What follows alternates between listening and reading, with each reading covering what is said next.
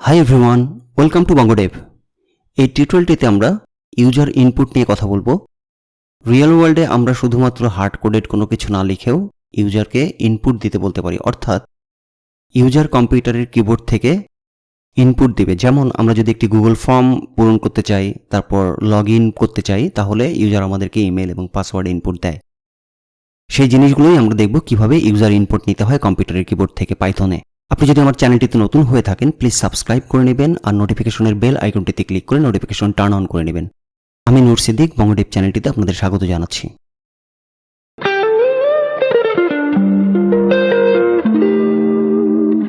চলেন দেখে আসি কিভাবে আমরা ইউজার ইনপুট নিব। আমরা তো পূর্বের টিউটোরিয়ালগুলোতে ভ্যারিয়েবল লেখা শিখেছি, তাই না? একটা ভ্যারিয়েবলের নেম থাকে এবং তার ভ্যালু থাকে, এবং এটিকে যদি আমি প্রিন্ট করতে বলি এবং কোডটি এক্সিকিউট করি, পাইথন আমাকে ভ্যালুটি এক্সিকিউট করে দিল, অর্থাৎ আউটপুট দিয়ে দিল। কিন্তু this is not efficient at all. মানে ব্যাপারটা এমন না যে আমরা সব সময়ই হার্ড কোডেড এইভাবে ভ্যালু অ্যাড করব, ঠিক আছে? আমরা ইউজারকে জিজ্ঞাসা করতে পারি, তুমি একটা ইনপুট দাও, তোমার নামের ভ্যালুটি ইনপুট দাও। সেই ক্ষেত্রে আমরা কি করতে পারি? পাইথনে একটি বিল্ট ইন ফাংশন ইউজ করতে পারি, ইনপুট এবং প্যারেন্থেসিস। এই কোডটি যদি আমি এখন এক্সিকিউট করি, দেখেন কি হয়। পাইথন কিন্তু কোনো কিছু এখনো করে নাই, সে এই লাইনেই আছে, সে আমাকে বলতেছে একটা ইনপুট দাও। আমি এখানে ইনপুট দিলাম নূর। যখনই নূর ইনপুট দিলাম, সে আমাকে নূরটি প্রিন্ট করে দিল। এখানে ঘটনাটি কি হলো? আমি ইউজারকে প্রম্পট করছি, ইউজারকে বলছি তোমার একটা ইনপুট দিতে হবে তোমার কিবোর্ড ইউজ করে, কিবোর্ড থেকে একটা ইনপুট দাও। আমি যখন কোডটি এক্সিকিউট করলাম, পাইথন আমার ইনস্ট্রাকশনটি নিয়ে নিল, ইউজারকে ইনপুট দিতে বলছে। ইনপুট দেওয়ার পর সে কিন্তু এই লাইন 1-এই আছে। আমি যখন নূর টাইপ করলাম, তখন একটা ইনপুট তাকে দিয়ে দিলাম। ইনপুট দিয়ে আমি যখন কিবোর্ডের এন্টার বাটনটি চাপ দিচ্ছি, তখন সে লাইন 2-তে আসলো এবং আমার ইনপুট, এই নূর ইনপুটটা এখানে নিয়ে সে আমাকে নূর প্রিন্ট করে দিল। নেমের যে ভ্যালুটি নূর, সেটি প্রিন্ট করে দিল।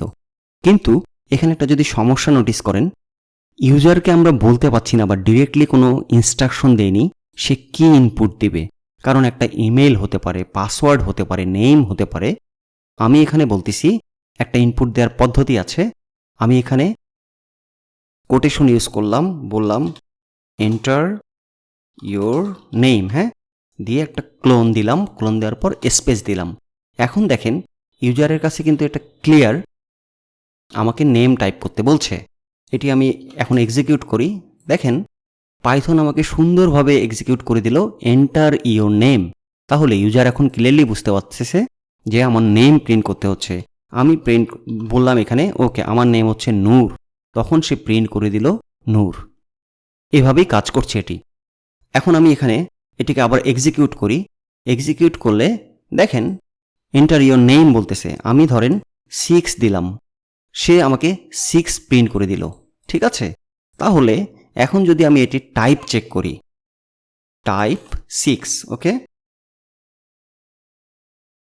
এখন এটিকে এক্সিকিউট করি, এখানে বলতেছি 6, টাইপ কি প্রিন্ট করে দিল? স্ট্রিং। আমার এক্সপেকটেশনস কি ছিল? আমি তো নাম্বার টাইপ করলাম, তাহলে সে আমাকে কেন স্ট্রিং আউটপুট বলতেছে? আউটপুট, এই যে 6-এর আউটপুট হচ্ছে স্ট্রিং, হ্যাঁ, str। এটির কারণ হচ্ছে আমরা যখন এই ইনপুট ফাংশনটি ইউজ করি, এটি অলওয়েজ, সব সময় আমাদের ইনপুটটা স্ট্রিং হিসেবে নেয়, আর সে কারণেই এটা স্ট্রিং। এখন নাম দেন, দশমিক দিয়ে, ফ্লোটিং নাম্বার ইউজ করেন, যাই ইউজ করেন না কেন, সে সব সময়ই স্ট্রিং হিসাবে ইনপুট নিচ্ছে। তাহলে আমার এই 6কে যদি ইন্টিজার করতে হতো, ইনপুট এবং আউটপুট আমি নাম্বারই চাচ্ছি, স্ট্রিং চাচ্ছি না, তখন সলিউশন কি? তখন আমাদের এখানে আমাদের যে কনস্ট্রাক্টর ফাংশন ইন্ট আছে, হ্যাঁ মনে আছে, স্ট্রিং থেকে যে ইন্টিজারে করি আমরা, এই জিনিস কাজটা করতে পারি। ইন্টিজার দিয়ে দিলাম, ব্র্যাকেট তো লাগবেই আমাদের, তারপর ইনপুট ফাংশনটা দিয়ে দিলাম। এখন দেখেন আমি এটিকে যদি সেভ করে এক্সিকিউট করি, এটাকে ক্লিয়ার করে দিয়ে দেওয়ার পর এক্সিকিউট করি, তখন সে আমাকে বলতেছে টাইপ নেম। আচ্ছা নেম থাক, আমি আপাতত এখানে 7 ইনপুট দেই। দেওয়ার পর এখন দেখেন এটি ইন্টিজার হয়ে গেল। এখন ধরেন আমি মেসেজটা একটু চেঞ্জ করে দিই, টাইপ সামথিং। এখন আমি বলছি আমার ইনপুট নিতে হবে ইন্টিজার। তাহলে আমি যদি এখন এখানে এই কোডটিকে এক্সিকিউট করি, করার পর 12.35 দিয়ে দিলাম, দেখেন পাইথন কি বলতেছে, ইন্টিজার আউটপুট এটা invalid literal for integer with base 10। কারণ হচ্ছে আমি এখানে বলে দিচ্ছি আমার যে ইনপুট টাইপ সেটি হবে ইন্টিজার, কিন্তু আমি এখানে ফ্লোট দিয়েছি, এই কারণে পাইথন আমাকে এরর দিয়ে দিল। এখন যদি আমি এবার এটাকে রান করি এবং 13 দিয়ে দেই, সে প্রিন্ট করে দিয়ে দিবে আমাকে, অথবা বলে দিবে ইন্টিজার, কারণ এটা একটা ভ্যালিড, কারণ আমার ইনপুট আমি আগেই বলে দিয়েছি এটি ইন্টিজার হতে হবে, অন্য কিছু হলে চলবে না। তারপর আপনার যদি লিস্ট লাগে, আমি লিস্ট দিলাম। এখন দেখেন আমি যদি কোডটিকে এক্সিকিউট করি, সে আমার কাছে ইনপুট নিচ্ছে। আমি বললাম 1, 2, 3, ওকে। তারপর সে কি বলল, এটি টাইপ লিস্ট। আমি এখন টাইপ বাদ দিয়ে দিই, টাইপ বাদ দিয়ে বলি শুধু আমার এটাকে বলি ভ্যারিয়েবল, অথবা বলি মাই ইনপুট। এখন এটাকে আমরা প্রিন্ট করতে বলি মাই ইনপুট। আমি যদি এটিকে এক্সিকিউট করি, টাইপ সামথিং 1, 2, 3, দেখি কি হয়, সে আমাকে একটা লিস্ট দিয়ে দিল। এভাবে আমাদের পাইথন ইনপুট বিল্ট ইন ফাংশনটি কাজ করে। ইউজার থেকে কোনো ইনপুট নেওয়ার সময় তখন তাকে ইনপুট চাইতে হবে।